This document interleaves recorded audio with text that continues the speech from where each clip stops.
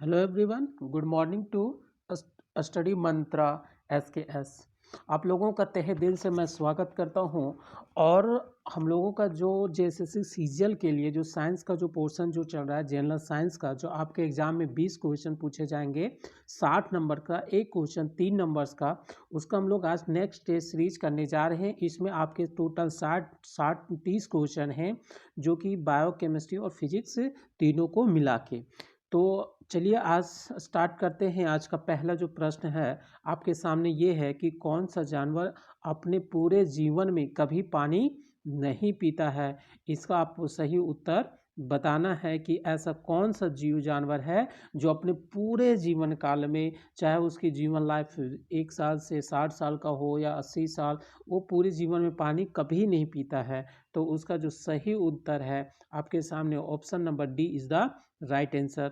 Next question की ओर हम लोग आगे बढ़ते हैं कि जीवन के भौतिक चरण को क्या कहा जाता है। जीवन, जो आप अपने जीवन में जो फिजिकल स्टेप होता है उसको क्या कहा जाता है। प्रोटोप्लाज्म, साइटोप्लाज्म, ऑर्गेनल या उपरोक्त में से कोई नहीं। तो चलिए इसका सही आंसर आपको बताना है कि इसका जो सही उत्तर होगा वो कौन सा होगा। तो बताइए।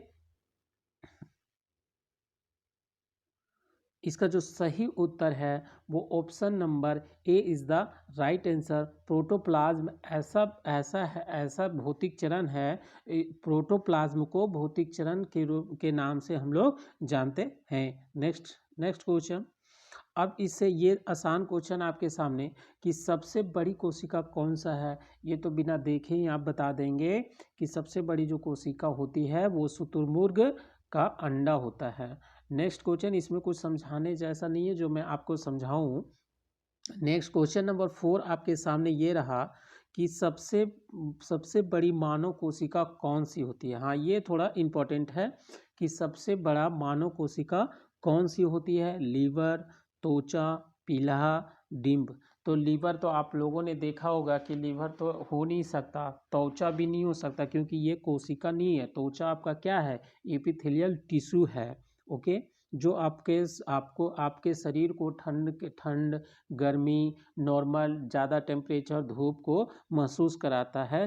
तो इसका सही उत्तर जो है वो D is the right answer. डिम्ब इज़ द राइट आंसर। डिम्ब जो क्या है, मानव की सबसे बड़ी कोशिका है। अब पूछता है कि डैश सबसे लंबी कोशिका। अब देखिए, इसमें से आपसे ये नहीं पूछा जा रहा है कि किसका कोशिका, आपसे सिर्फ ये पूछा जा रहा है कि सबसे लंबी कोशिका क्या होती है। तो आप क्या बताएंगे, तंत्रिका कोशिका या त्वचा या पीला या उपरोक्त में से कोई नहीं। तो इसका राइट आंसर क्या होगा, तंत्रिका कोशिका। तंत्रिका कोशिका जिसको कहते हैं नर्व न्यूरॉन सिस्टम, क्या कहते हैं, न्यूरॉन सिस्टम, जिससे आपको ज़्यादा धूप लगती है तो फील होती है। आप करते हैं तो आपको फील होती है। आप आग में हाथ डालने जाते हैं तो आप हाथ हटा लेते हैं ड्यू टू प्रेजेंस ऑफ तंत्रिका कोशिका। नेक्स्ट क्वेश्चन, क्वेश्चन नंबर 6 आपके सामने ये रहा कि शरीर में उन कोशिकाओं का क्या नाम है जो बैक्टीरिया जैसे विदेशी कणों को अपने चपेट में ले लेती है। ये हमारा ये बायो का सेक्शन से है क्वेश्चन कि कौन शरीर में वैसा कौन सा जो कोशिका होता है जिसको विदेशी बैक्टीरिया समझ के वो अपने चपेट में ले लेती है, यानी कि उसको मार देती है।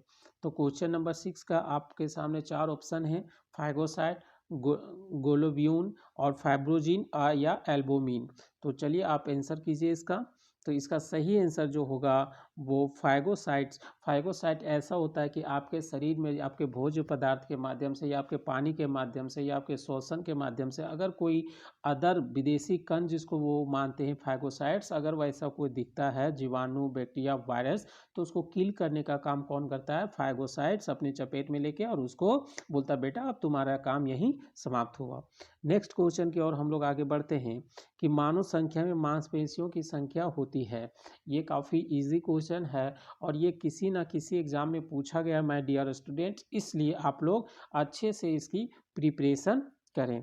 तो इसका जो सही उत्तर है क्या होगा? 638, 637, 639, 640। आपसे इसमें 2 क्वेश्चन पूछा जा रहा है कि बच्चे इससे 2 टाइप का क्वेश्चन बनते हैं कि बच्चों में मांसपेशियों की संख्या कितनी होती है और एक एडल्ट जैसे कि 25-26 एज में कितनी मांसपेशियाँ होती है। तो ये एडल्ट वाला आपसे पूछ रहा है, बच्चा वाला भी नहीं पूछा है जिसमें आप 206 जानते हो। तो ये क्वेश्चन नंबर 7 का आपके सामने ऑप्शन है, option C is the right answer. Next question, RBC का जीवन काल कितना होता है? आरबीसी का जीवन काल कितना होता है आपको ये बताना है। तो चलिए बताइए, 130 दिन, 110 दिन, 100 दिन या 120 दिन? 8 का आंसर कीजिए। तो इसका जो सही उत्तर है 120 दिन। जो आरबीसी जो होता है जिसको बोला जाता है रेड ब्लड सेल जिसको कहा जाता है, वो उसकी जो लाइफ टाइम जो होती है, जो जीवन जीने की जो टाइम होती है, समय होती है, वो 120 दिन का होता है। अब डब्ल्यूबीसी से आपसे क्वेश्चन पूछा जा रहा है कि डब्ल्यूबीसी का जीवन काल कितना होता है। तो आपको इसका उत्तर बताना है कि इसका सही उत्तर क्या होगा। क्वेश्चन नंबर 9, 2 से 15 दिन, 3 से 15 दिन, 4 से 15 दिन, 5 से 20 दिन। तो इसका जो सही उत्तर होगा 2 से 15 दिन तक डब्ल्यूबीसी की लाइफ होती है। आरबीसी की कितनी होती है? 120 दिन। 10th नंबर क्वेश्चन आपके सामने ये है कि वह केसुरकी कौन सी है जिसके हृदय में 2 कक्ष होते हैं?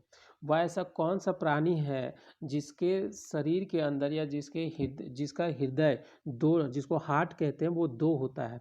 तो 2 हार्ट किस में होता है? क्वेश्चन नंबर 10 जैसे कि मछली हो गया या सांप का या ब्लू व्हेल का या मगरमच्छ का। अगर यहाँ मानव रहता तो मानव का ही होता, बट यहाँ मानव नहीं है। तो इसमें जो है, क्योंकि मछली भी एक स्तनपायी जीव में आती है, तो A is the right answer. Question number 11, मानव शरीर में पसलियों की संख्या कितनी होती है? अभी हड्डियां आपसे पूछे गए थे जो 639 था। अब आपको 11th नंबर में क्या पूछ रहा है कि मानव शरीर में पसलियों की संख्या कितनी होती है? तो 23, 24, 25, 22। तो ये जो 11 नंबर का आंसर है वो ए इज द राइट आंसर। 23 पसलियां होती है। अब क्वेश्चन नंबर 12, सबसे छोटा जो उड़ने वाला पक्षी होता है वो कौन सा सबसे छोटा? यस, ये क्वेश्चन का कहने का मतलब है डियर फ्रेंड्स कि सबसे छोटा उड़ने या सबसे कम उड़ने वाला पक्षी कौन सा होता है? कीवी, पेंगुइन, शुतुरमुर्ग और या रिया?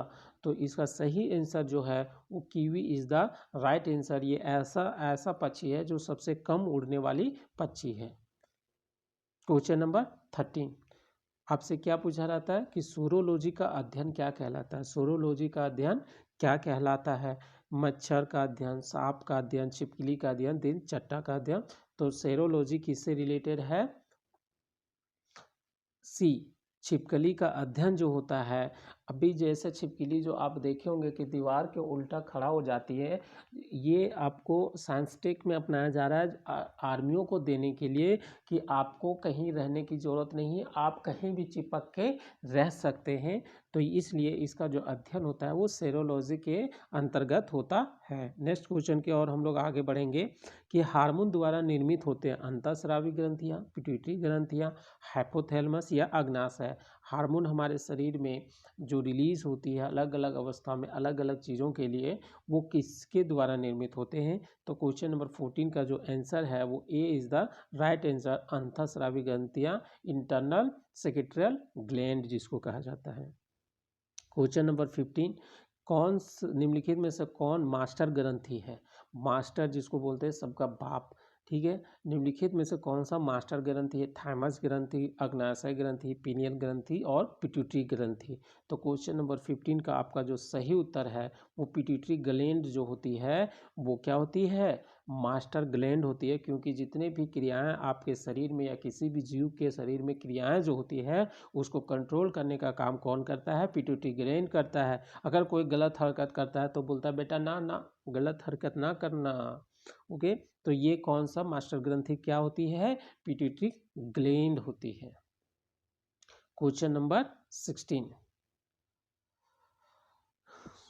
एडीएच का पूर्ण रूप क्या होता है? एडीएच का पूर्ण रूप क्या होता है? एंटी मूत्र वर्धक हार्मोन, चिपकने वाला मूत्र वर्धक हार्मोन, अम्लीय मूत्र वर्धक हार्मोन, एडेनोसिन डबल हार्मोन। तो 16 का जो आपका राइट आंसर होगा, A is the right answer, anti मूत्रवर्धक हार्मोन। नेक्स्ट क्वेश्चन 17 नंबर आपके सामने ये रहा कि शरीर में रक्त शर्करा का सामान्य मान क्या होता है। शरीर में जो ब्लड होना, ये शुगर होना चाहिए, वो कितनी होनी चाहिए, 80 से 120 मिलीमीटर या 100 मिलीमीटर, 70 से 120 मिलीग्राम या 100 मिलीलीटर तक, 90 से 120 मिलीग्राम या 100 मिलीलीटर तक रक्त, या 60 से 20 मिलीग्राम या 100 मिलीमीटर रक्त। तो ये आपका ऑप्शन जो ये सब दिख रहे हैं वो सेम है, आपको छाड़ना इसमें है कि इसमें से कौन सा सही उत्तर होगा। तो 17 का उत्तर बताइए। इसका ए इज़ द राइट आंसर है कि 80 से 120 मिलीग्राम अगर आपके शरीर में रक्त शर्करा है, यानी कि शुगर लेवल है, तो वो आप फिट हो। 18 नंबर क्वेश्चन कि सब शरीर की सबसे बड़ी रक्त वाहिका कौन सी होती है। रक्त ब्लड वेसल्स जिसको इंग्लिश में कहते हैं, वो कौन सी होती है। एलोएली, धमनी, महाधमनी, सीरा। आप बताए हैं कि आपके शरीर में जो किसी किसी का दिखता है, ये जो कुछ ग्रीन टाइप का दिखता है, जिसको डार्क आप नहीं कह सकते हैं, उसके माध्यम से, या नर्वस सिस्टम के माध्यम से, या धमनी के माध्यम से, या सीरा के माध्यम से। जो आपको सुई दिया जाता है वो किस में दिया जाता है, सीरा में आपको दिया जाता है, धमनी में दिया जाता है। ओके, तो आप इसका सही उत्तर करें 18 का सी जो होता है, सी इज द राइट आंसर। सबसे बड़ी जो रक्त वाहिका होता है महाधमनी के द्वारा होता है। 19 नंबर, निम्न में से कौन सा अशुद्ध रक्त वहन करता है। अशुद्ध मतलब जो कि आपके शरीर, जो हार्ट के द्वारा आपके शरीर में जो ब्लड होती है वो फिल्टर होती है, और जो अशुद्ध होती है उसको बाहर कर दिया जाता है। उसका वाहन, उसको ट्रांसपोर्ट करने का काम कौन करता है। जिस प्रकार आपके किचन में जब कोई भी सामान सड़ गल जाता है तो उसको क्या आता है, डस्टबिन रखा रहता है और उसमें डाल के और फिर को आता है और उसे ले जाता है। ठीक उसी प्रकार हमारे शरीर में भी क्या होते हैं, अशुद्ध रक्त होते हैं, उसको ट्रांसपोर्ट करने, उसको बाहर करने का काम कौन करता है। तो आपके सामने 4 ऑप्शन हैं, फुसफुसिया धमनी, फुसफुसिया सीरा, एलोविलिया और महाधमनी। तो 19 का अब उत्तर करेंगे। इसका जो सही उत्तर है, A is the right answer, फुसफुसिया धमनी के द्वारा आपके शरीर के अंदर से अशुद्ध रक्त बाहर किया जाता है या उसको वहन करने का काम करता है।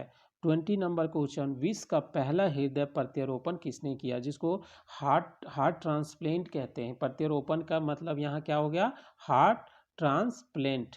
ओके, तो ये कौन करता है, ये कौन करता, सबसे पहले कौन सा, कहाँ पे हो, कौन किए थे। तो doctor Venugopal, William Harvey, Christian Bernard या उपरोक्त में से कोई नहीं। आपको 20 नंबर का सही उत्तर बताना है। तो option C is the right answer, Christian Barnard थे। उन्होंने विश्व का जो पहला हार्ट ट्रांसप्लांट किया गया वो सक्सेस हुआ, वो किन के द्वारा हुआ, क्रिश्चियन बेनार्ड के द्वारा। ये एक थोड़ा इंपॉर्टेंट है, आप इसे याद रखेंगे। नेक्स्ट क्वेश्चन की ओर हम लोग आगे बढ़ते हैं कि निम्नलिखित में से कौन कार्बन का अपरूप नहीं है। कार्बन का अपरूप नहीं है, जिसको अनुकूल कहते हैं या क्लोन कहते हैं, वो उसके अनुरूप नहीं है, अपरूप नहीं है, उसका दूसरा रूप नहीं है। अपरूपी मतलब कि उसी का कोई दूसरा रूप। तो इसमें नहीं पूछा जा रहा है। क्वेश्चन नंबर 21, हीरा, ग्रेफाइट, फुलरीन या ग्लास। तो D is the right answer. ये जो होता है वो कार्बन का अपरूप नहीं होता है। क्वेश्चन नंबर 22 की ओर अब हम लोग आगे बढ़ेंगे। सल्फ्यूरिक एसिड का सूत्र क्या होता है। ये सब क्वेश्चन आपसे पूछे जाते हैं। एसएससी जे देखिए, जेएसएससी सीजीएल एग्ज़ाम जो है वो 1 डे एग्ज़ाम है, एक दिन का एग्ज़ाम होगा। उसमें 2 पेपर होंगे, एक खोटा का होगा, एक जनरल साइंस में आपके सारे कुछ फिजिक्स, केमिस्ट्री, बायो, मैथ्स आएंगे। ठीक है, तो खोटा भी जल्द इस चैनल के माध्यम से आप चैनल में स्टार्ट होने वाले हैं। थोड़ा सा वेट करें, तब तक आप इस चैनल को अधिक से अधिक संख्यों तक पहुंचा दें। ओके, तो 22 नंबर क्वेश्चन में क्या पूछता है कि सल्फ्यूरिक एसिड का सूत्र क्या होता है। HAH2SO4 ASO2 N2SO4 K2SO4। तो इसमें जो आपका राइट आंसर होगा H2SO4 जो होता है वो सल्फ्यूरिक एसिड का सूत्र होता है। क्वेश्चन नंबर 23, ये थोड़ा आप अच्छे से देखेंगे, इम्पोर्टेंट है। आवर्त सारणी में निम्नलिखित तत्वों को किस प्रकार व्यवस्थित किया गया है, क्वेश्चन नंबर 23 है। ओके, इसमें देखो आप आवर्त सारणी पीरियोडिक टेबल अगर पढ़े होंगे, एच, हे, ली, बी और बी, ठीक है, उसमें बहुत सारे थे, हे, ली, नाने, रब से मांगा फरियाद, बैगन आलू थाली, ओके, बेटा मांगे कन्या सुंदर। तो इस तरह का आप ट्रिक से उसको याद कर सकते थे। तो इसमें यही पूछा गया, ये सारे क्वेश्चन प्रीवियस ईयर में पूछे गए हैं किसी ना किसी एग्जाम में, इसलिए मैं आपको प्रैक्टिस करवा रहा हूँ इस चैनल के माध्यम से, ताकि आप एक अच्छे से अच्छे मार्क्स ला सकें और आपका जो जनरल साइंस का पोर्शन है वो काफ़ी स्ट्रॉन्ग हो जाए। तो इसमें एच, ए, ली, बी और बी आवर्त सारणी में तत्वों को किस प्रकार व्यवस्थित किया गया है। आपसे ये नहीं पूछा गया कि 7th कॉलम में क्या है, 4th कॉलम में क्या है, वो नहीं पूछा जा रहा है। आपको अवस्थित बताना है इसके स्थान कौन सा सही है। बी नंबर में एच, ली, वह, बी और बी। सी नंबर में एच, वह, बी, ली और बी। और डी नंबर में एच, बी, व, बी और ली, ये सारे नाम हैं। तो इसमें से एक उत्तर आपको बताने हैं 23 का, कि इसमें जो सही कर्म है आवर्त सारणी में पीरियोडिक टेबल जिसको बोलते हैं, इसमें कौन सा है। तो इसका जो सही आंसर है वो A is the right answer. पहले हाइड्रोजन, फिर हीलियम, फिर लिथियम, फिर ब्रोनियम, फिर बेरियम। ओके, ये is the right answer. Next question की ओर हम लोग आगे बढ़ते हैं कि आवर्त सारणी को कितने आवर्त में विभाजित किया गया है। ये देखिए काफ़ी इंपॉर्टेंट क्वेश्चन है और ये आपको आसान भी लग रहा होगा। B is the right answer, 7 श्रेणी में उसको बांटा गया है। क्वेश्चन नंबर 25, आवर्त सारणी में कितने समूह हैं। ये भी आपको इजी ही लगना चाहिए माय डियर फ्रेंड, क्योंकि कुछ बहुत बच्चे ऐसे होंगे जो साइंस बैकग्राउंड के होंगे, वो तो 11th-12th में काफ़ी डिटेल में पढ़ते हैं, जबकि बिफोर 10th उसमें भी पढ़ाया जाता है पीरियोडिक टेबल साइंस में कि कितने सारणी हैं, किस प्रकार व्यवस्थित किया गया है, कितने समूह हैं। तो इसमें आपसे समूह पूछा जा रहा है कि कितने समूह हैं। तो ए इज़ द राइट आंसर, 18 समूह है। ओके, निम्नलिखित में से कौन सा नोबल गैसों का तत्व नहीं है। देखो, पीरियोडिक टेबल आप जहाँ पढ़ते हो उसके आपके स्टडी टेबल पे एक पीरियोडिक टेबल होना चाहिए, उससे काफ़ी सारे क्वेश्चन आप देख रहे होंगे कि बनते हैं। ओके, तो ये आप आगे से ध्यान रखेंगे और एक पीरियोडिक टेबल अपने स्टडी टेबल पे जरूर रखेंगे। निम्नलिखित में से इसमें नोबल गैस बोला जा रहा है कि कौन सा तत्व नहीं है। Okay, 26 number question. तो हीलियम, नियोन, क्यूसिन, हाइड्रोजन। हाइड्रोजन क्या है, ये नोबल गैस नहीं है। ये हाइड्रोजन को हीरो बोला जाता है, क्योंकि ये भाई साहब किसी के भी साथ रिएक्शन कर लेता है। जिस प्रकार आलू, आलू क्या है, मास्टर ऑफ वेजिटेबल। आप आलू को कोई भी सब्जी में मिला दो, वो सब्जी बन जाती है। उसी प्रकार हाइड्रोजन भाई साहब जो हैं वो क्या है, हीरो का रोल अदा करता है, किसी भी हीरोइन के साथ काम कर लेता है। ओके, नेक्स्ट क्वेश्चन 27 में आपसे ये पूछा जा रहा है कि कार्बन 12 में पाए जाने वाले परमाणु की संख्या के रूप में मोल को परिभाषित किया गया है। जो कार्बन 12 होते हैं उसमें जो परमाणु की संख्या के रूप में जो मोल होता है, आप लोग केमिस्ट्री में पढ़े होंगे, जो साइंस बैकग्राउंड के होंगे, वो उसमें कितनी परिभाषित किया है, कितना ग्राम परिभाषित किया गया है। 11 ग्राम, 14 ग्राम, 10 ग्राम, ओके, 12 ग्राम। तो ये आपको बताने हैं कि कितने ग्राम जो हैं वो कार्बन 12 में परमाणु की संख्या होती है। किसमें बताना है, मोल में बताना है। क्वेश्चन को ध्यान से पढ़ें, समझें, बुझें, अपने मस्तिष्क के अंदर में सोचें और उसके बाद आंसर करें। तो 27 का D is the right answer, 12 gram. Next question आपके सामने ये रहा माय डियर स्टूडेंट्स कि निम्नलिखित में से कौन सा मिश्रण नहीं है। मिश्रण किसे कहते हैं, जैसे पानी, और पानी में अगर आप चीनी डाल दो तो यह एक क्या बन जाता है, मिश्रण बन जाता है। तो इसमें क्या पूछ रहा है, नहीं है। ये थोड़ा स्टेटमेंट आप लोग एग्जाम में ध्यान देंगे जिसमें नहीं कहा जाता है। 28 नंबर का जो आपके सामने ऑप्शन है, स्टील, एल्युमिनियम, ग्रेफाइट, ग्लास, ये मिश्रण। तो सी इज़ द क्या है, राइट आंसर, क्योंकि ग्रेफाइट में कोई मिश्रण नहीं होती है। 29, मिश्र धातु। मिश्र धातु कौन सी है, ये आपको बतानी है कि मिश्र धातु कौन सी है, यहाँ पे आपको भरनी है। शुद्ध धातु से कठोर, अशुद्ध धातु से कठोर, शुद्ध धातु से नरम या अशुद्ध धातु से नरम। तो 29 का जो सही उत्तर होगा A is the right answer. शुद्ध धातु से कठोर जो बनते हैं उसे मिश्र धातु कहते हैं। आज सेशन का जो लास्ट उत्तर क्वेश्चन है वो आपके सामने ये है। उस प्रक्रिया का क्या नाम क्या है जिसमें ऑक्सीजन को हटाया जाता है।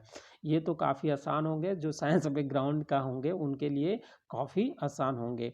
तो ऑक्सीकरण, इलेक्ट्रोलाइसिस या आयनीकरण या कमी, जिसमें उस प्रक्रिया का क्या नाम क्या है जिसमें ऑक्सीजन को हटाया जाता है। तो हटाना का मतलब क्या होता है? हटाना का मतलब कमी आप कर रहे हैं, किसी भी चीज़ में कमी कर रहे हैं। तो D is the right answer कि उस प्रक्रिया जिसमें ऑक्सीजन को हटाया जाता है उसमें ऑक्सीजन को क्या किया जाता है? उसकी कमी किया जाता है। तो माय डियर फ्रेंड्स, आज का सेशन बस इतना ही 30 क्वेश्चन का था, जिसमें बायो फिजिक्स का क्वेश्चन आपको देखने को नहीं मिलेगा, बट बायो और केमिस्ट्री का है जो आपके एग्जाम पॉइंट ऑफ व्यू से काफ़ी इंपॉर्टेंट है। ये आप इस चैनल को अपने दोस्तों के साथ शेयर करें और आपको लगातार इस तरह का टेस्ट सीरीज चलाया जाएगा ताकि जो जेएसएससी सीजन आने वाला है उस पर आप अटैक कर सकते हो पूरा हिस्ट पुष्ट तंदुरुस्ती के साथ और मनोविज्ञान आपका स्ट्रॉन्ग के साथ, क्योंकि जो जनरल साइंस का है वो पूरे 60 नंबर का है। इसलिए आप लोग फोकस करें और थ्योरी भी इस चैनल में चलेंगे, बट अभी थोड़ा प्रैक्टिस करवा लेते क्योंकि आपको वन लाइनर पूछा जाएगा और वन लाइनर अच्छा होता है याद करने में भी और समझाने में भी। तो चलिए आज की क्लास को यहीं विराम देते हैं, आराम देते हैं। तब तक के लिए बाय बाय, टेक केयर, जय हिंद।